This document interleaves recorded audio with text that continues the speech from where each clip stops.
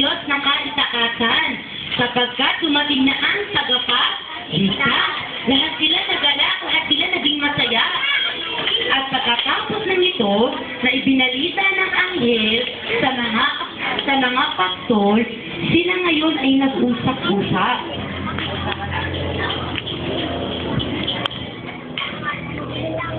Nag-usap-usap ngayon itong mga pastol.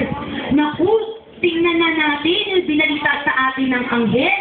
Sabi ng anghel, makikita raw natin yung isang sanggol na tagapagligtas ng buong bayan. Halika na, dali, puntahan na natin yun. Lahat ng mga apostol naging excited sila para, wow, makikita na natin yung baby. Kaya, hindi na sila nagpatagal pa, pumunta ang mga pastol sa lugar na kung saan naroon ang sanggol. Doon ikinuwento ng mga pastol ang ibinalita ng anghel tungkol kay Jesus.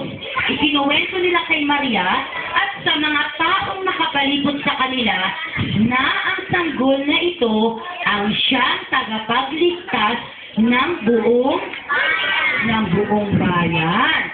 Kaya ang lahat ng nakarinig ay namangha. Sila namangha. Paano namangha? Kaya 1, 2, 3.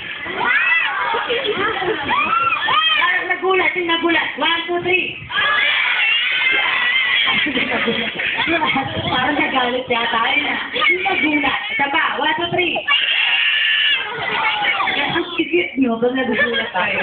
Parang natakot lang. Ayan.